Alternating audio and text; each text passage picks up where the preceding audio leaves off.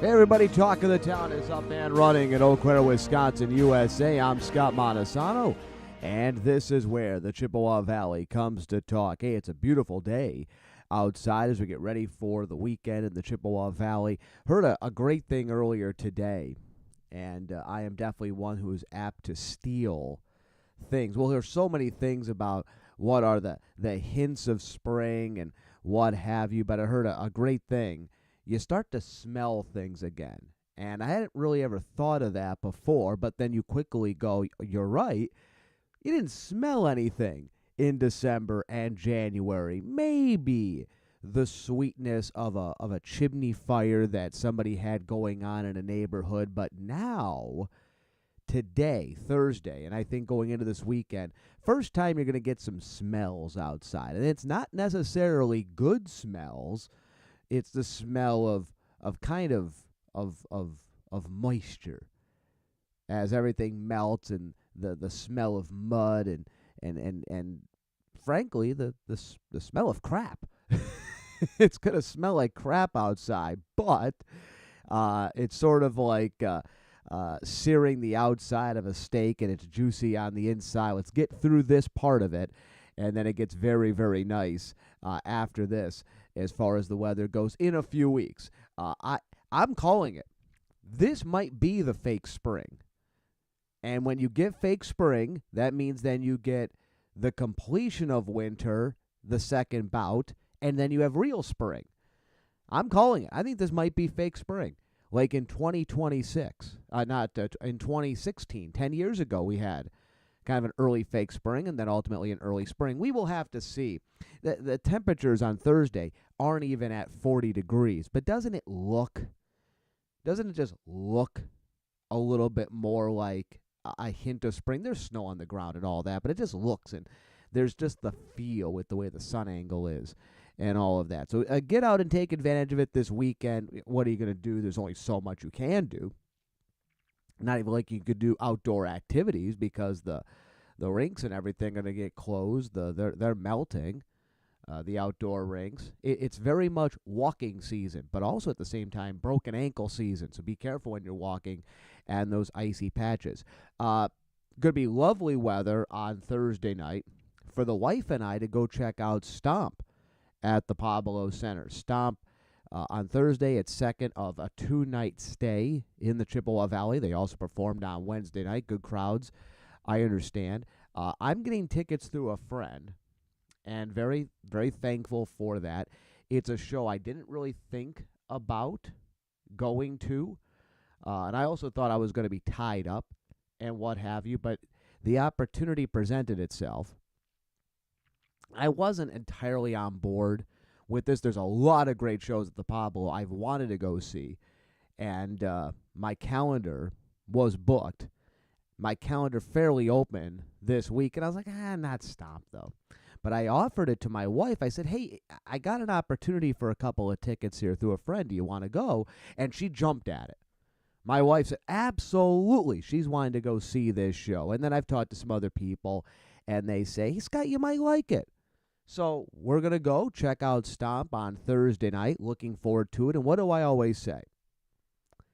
The worst thing that's going to happen tonight to Scott Montesano is we go, the show's not for me, but I still get an evening out with the wife, and we're actually going to go to Mona Lisa's after the show. Late dinner at Mona Lisa's. I was surprised. They take reservations to like 9 o'clock at night.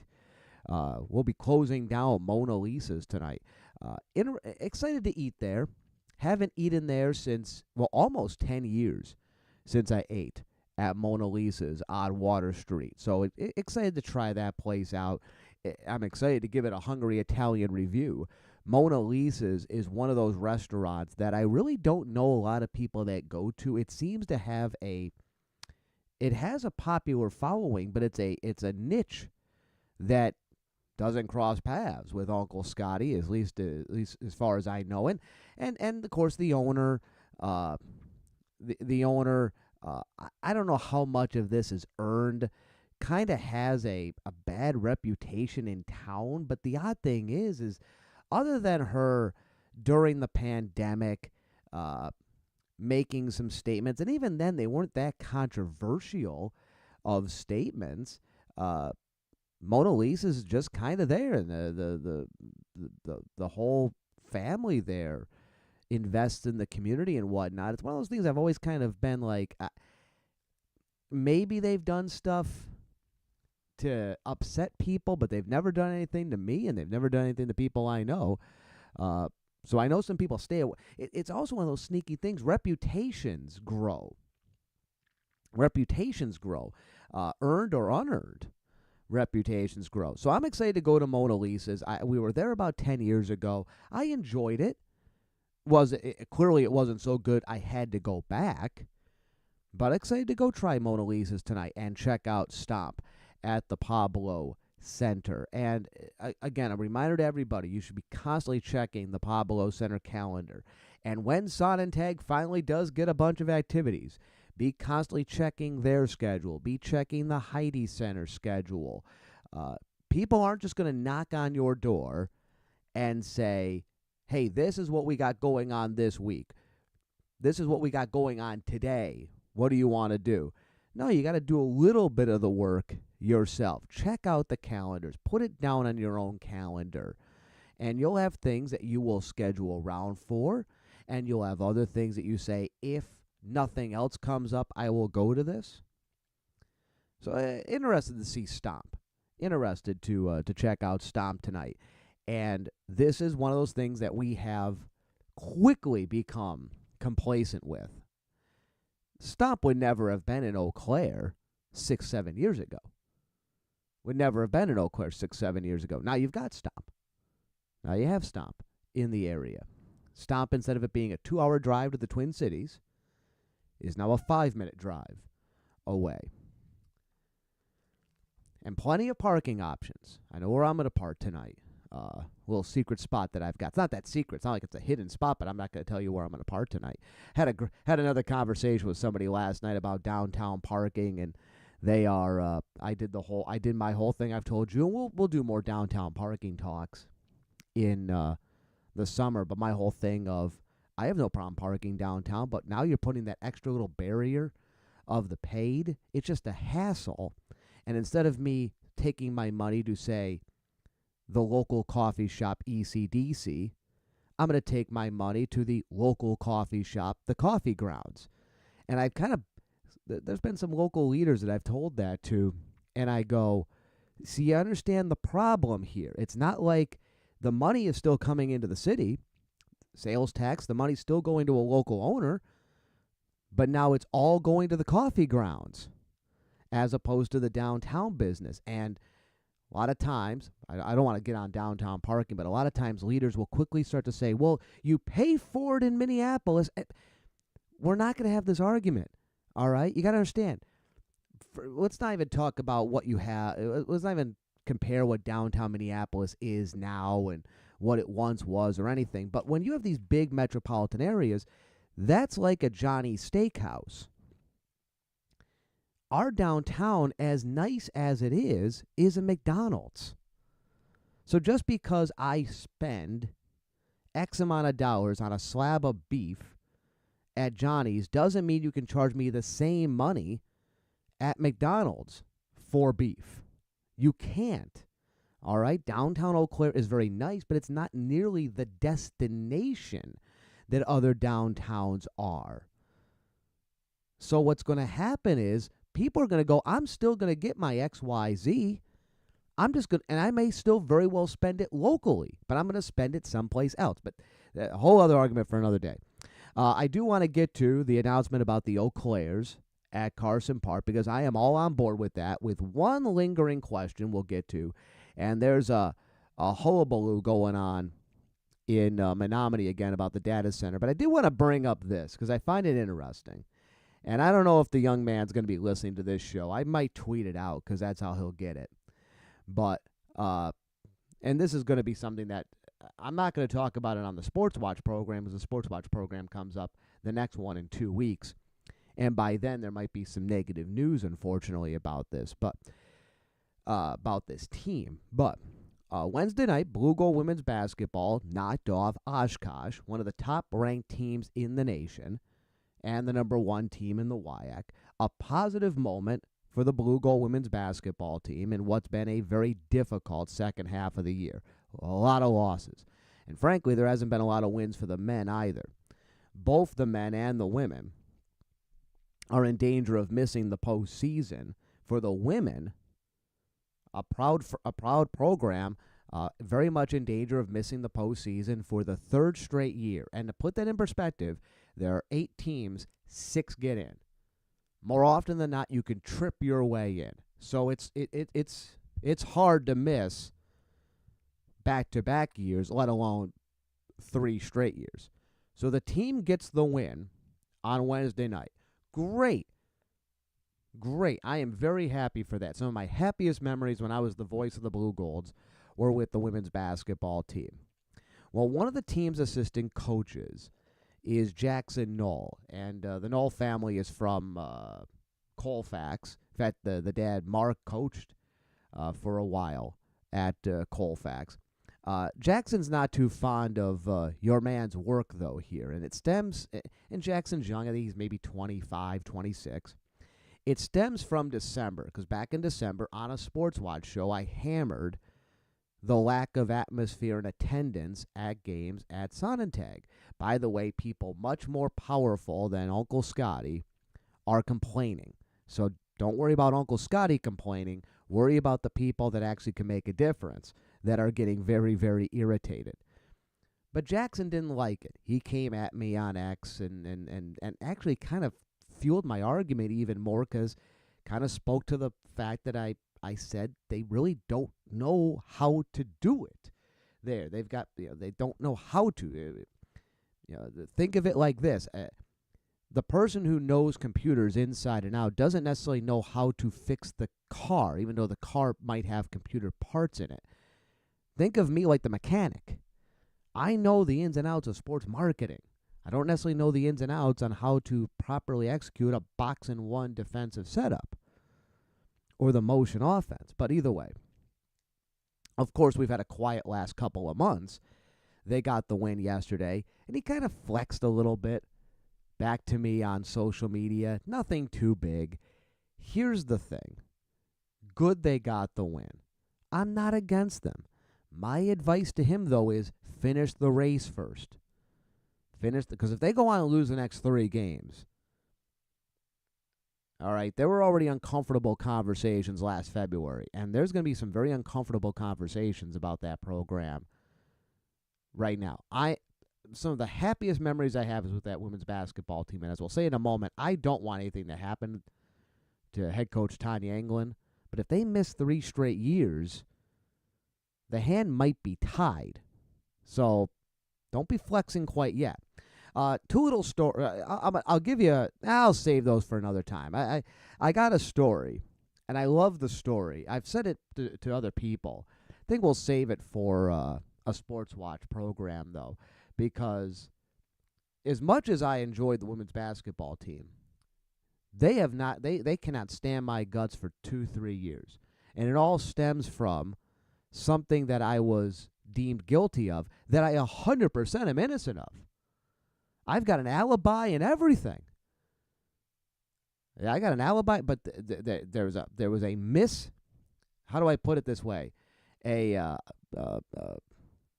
was misidentified, if you will. They think something was me when it wasn't me. I've got proof, but we move on from that.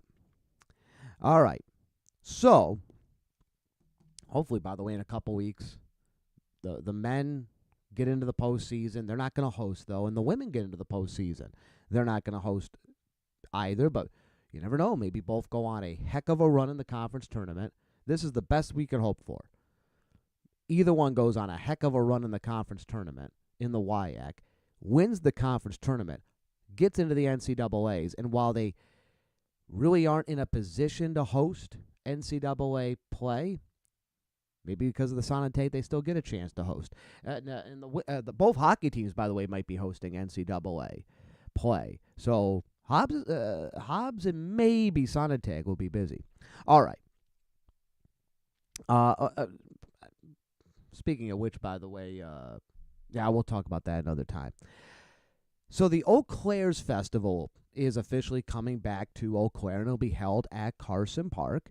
And there's been a lot of publicity about that, passed unanimously by the city council. It has been a multi-month process to get a bunch of players on board for this. Not only the people that are actually going to be performing, but to get various members of the various members of local government on board, get fire, police, and what have you, work out all the logistics, and it's now going to officially happen. Hard to believe. I knew it hadn't. Boy, it goes to show you how quickly time has passed since 2020. I knew it had been held for a while. Yeah, it hasn't been held since COVID, since like a year before COVID. So it's been a long time. And of course, it used to be held on the south side of the city. But Eau Claire's, which is an indie music festival, the music itself might excite some of you. It's not really going to excite me at all. But they're holding it at Carson Park, which is wonderful.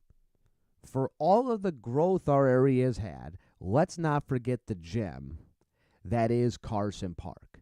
I think a lot of people, when they find their way back to Carson Park, go, boy, I don't want to overlook this piece of real estate that the city has. And as time has gone on, events have started to decentralize out of Carson Park for a number of reasons. Some because of the lure of downtown, others because of honest logistical issues. But for the most part,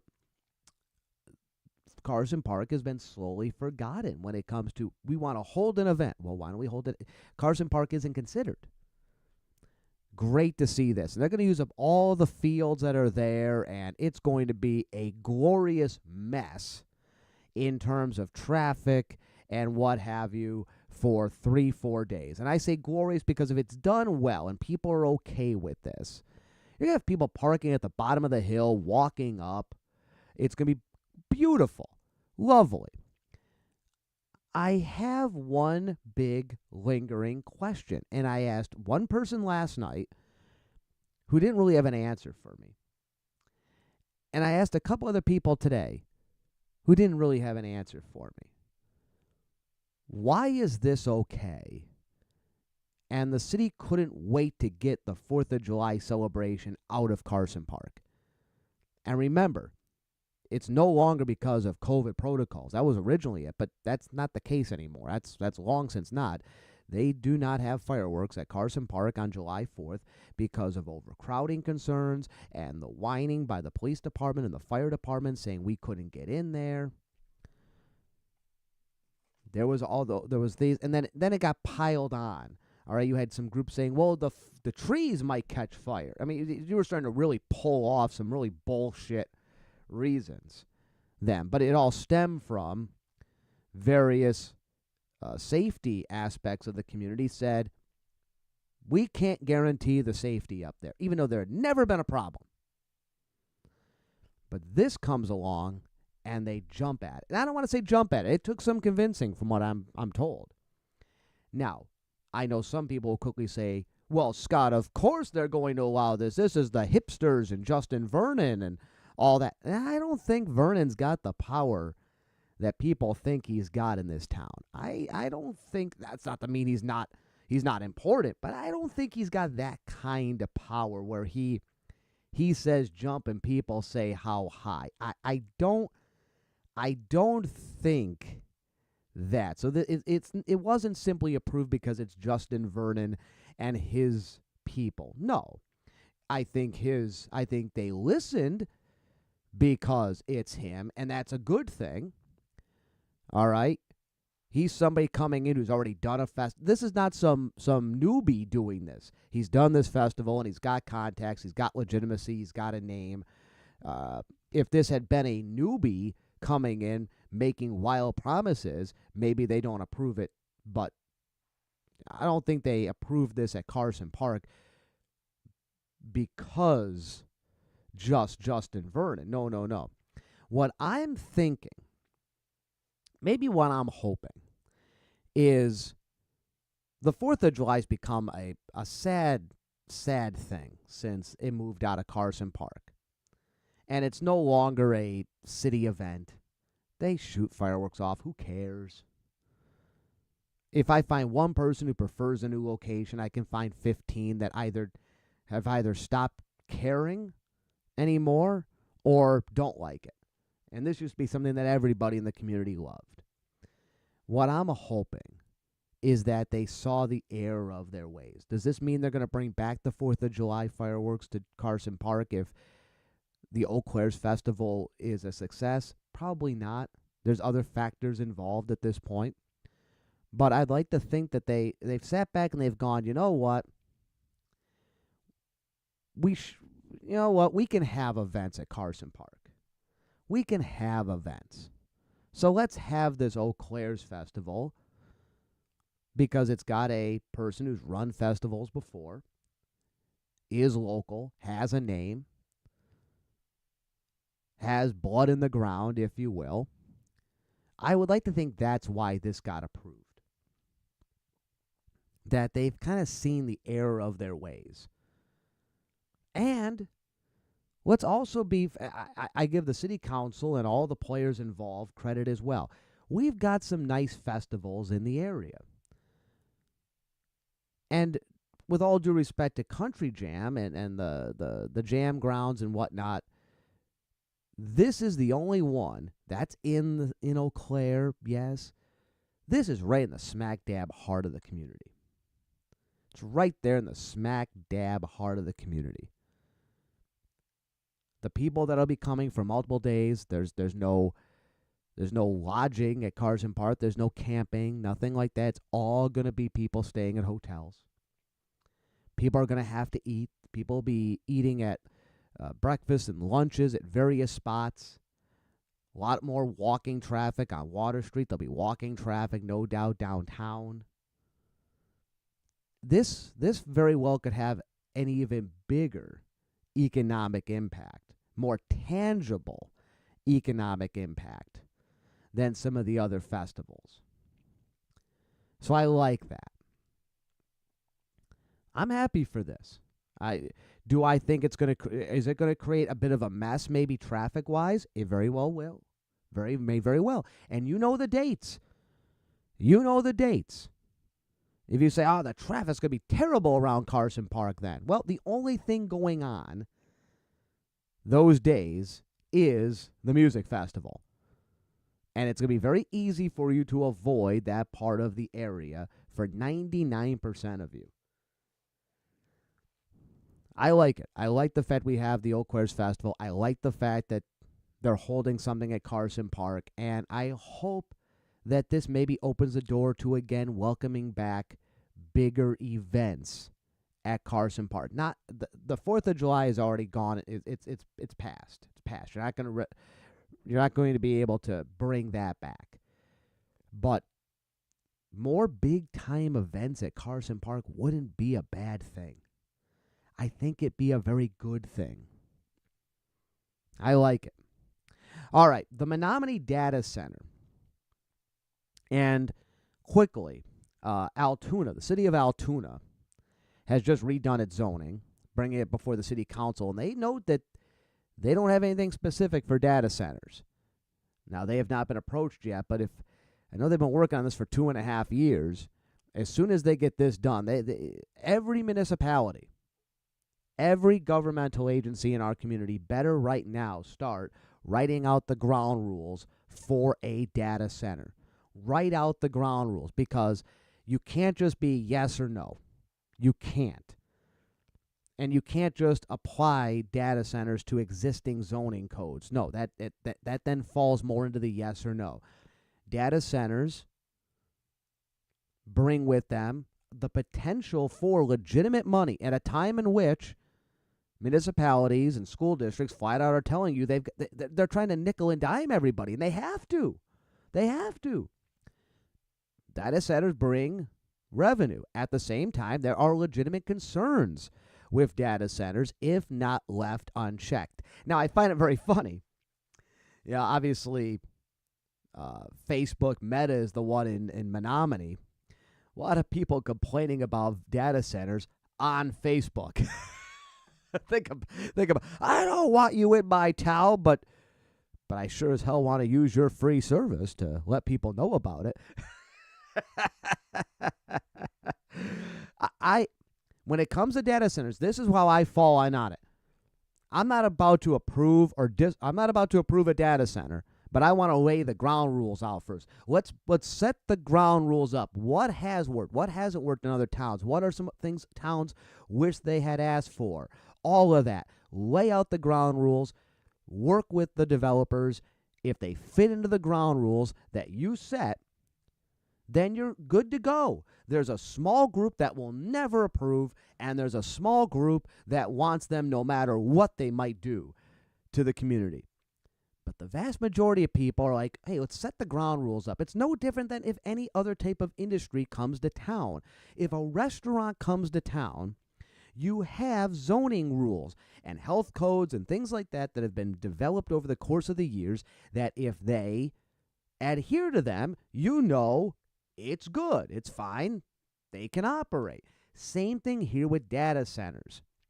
So in Menomonie, this is the key. This is the kicker now that's going on in Menomonie. And why I said, I wonder if people are now just starting to complain for the sake of complaining.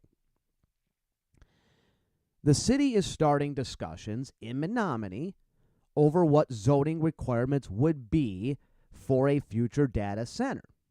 Because they've already been approached once, and there's this thought that it's coming back as soon as it can.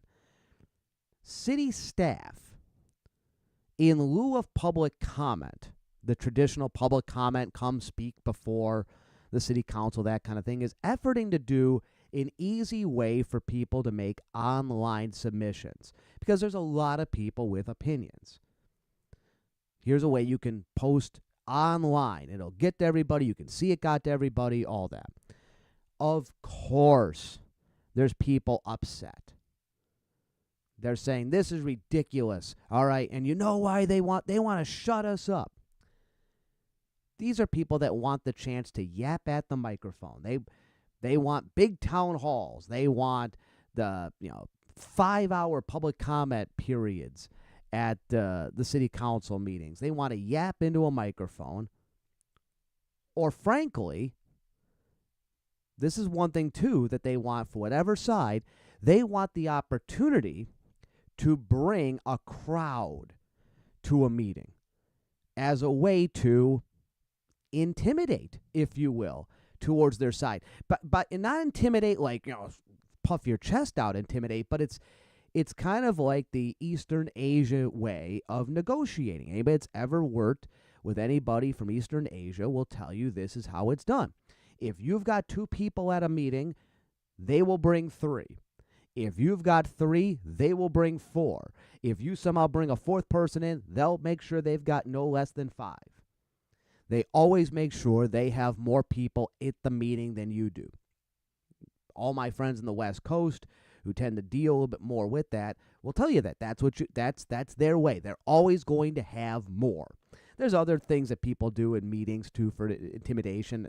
For us in North America, if you're the one hosting the meeting, you give them a bad chair so they can't get comfortable. All that. So people want the in person so they can have that more control, if you will. My thought is this. First off, when it comes to public comment period and the sanctity of the public comment period at city council meetings and all that, and frankly, like Derek Van Orden not holding any type of public meeting, you should know by now whether you're a individual member of the government or you are a city, don't mess with public comment period. People want the opportunity to be able to speak. Never do that. You see it pop up around the country. Public comment time cut from, you can speak from 5 minutes down to 3 minutes, or you're cut off at 4 minutes or whatever. And people get pissed. They get pissed. So never mess with public comment period. However, efforting, in addition to having the standard public comment period you already have, efforting to make online submission easier is a great thing. Not a good thing, a great thing. efforting to make online submission easier, more trackable, something that feels like it's not just an email that's going to end up going into nothing that nobody's going to open for 5 months. Lots of people have an opinion. Lots of people have an opinion, and 99% of them are worthwhile. Speaking of the data center thing in Menomonie, a lot of people have an opinion. Most of them have a sustainable opinion, if you will, for or against it. All right, they're not just spouting because they just want to be heard. They've actually got a opinion that's in their heart.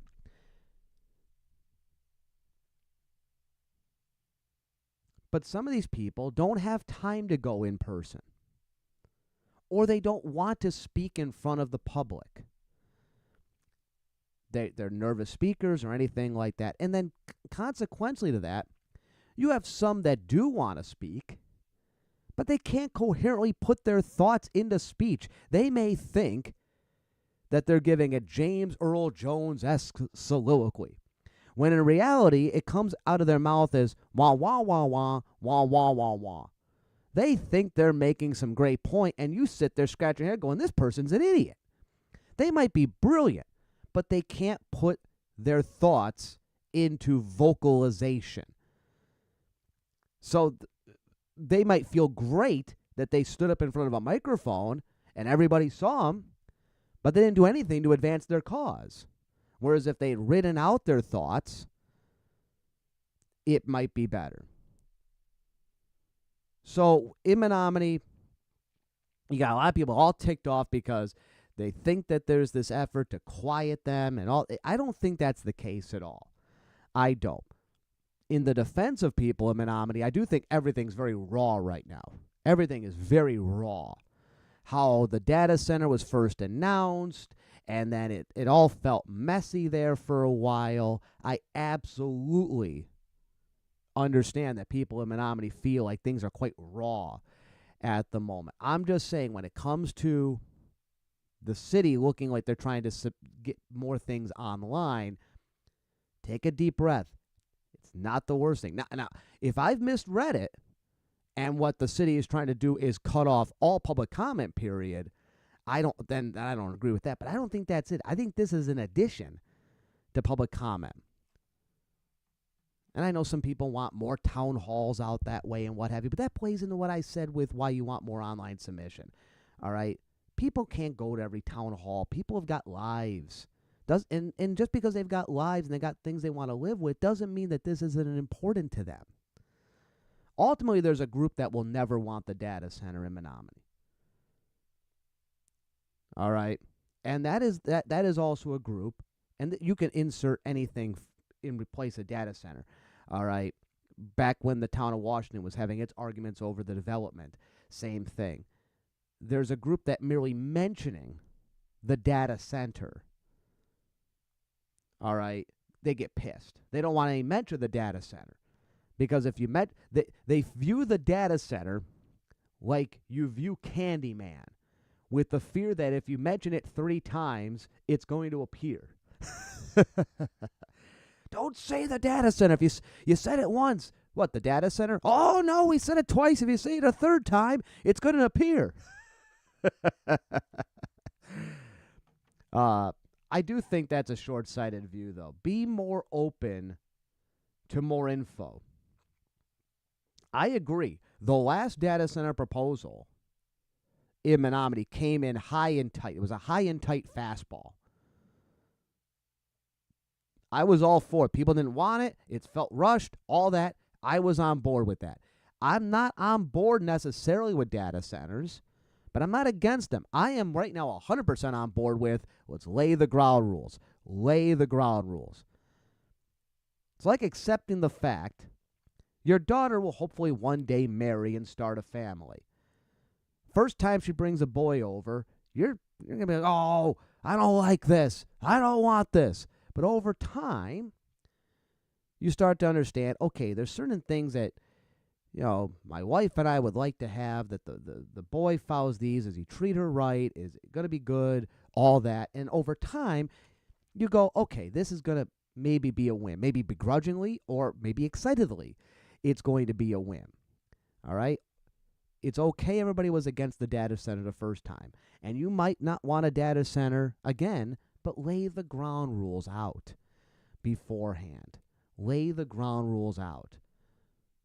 And just always remember this. For the people in Menomonie and other communities, a lot of your complaining would not be feasible.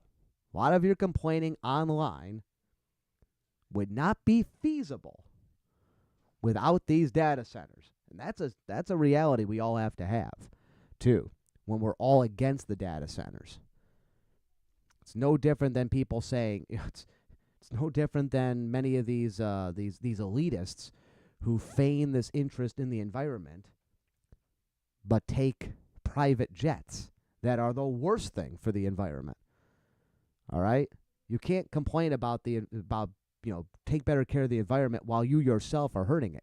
You can't complain about the data centers when you yourself are using some of the technology that would not be possible without the data center.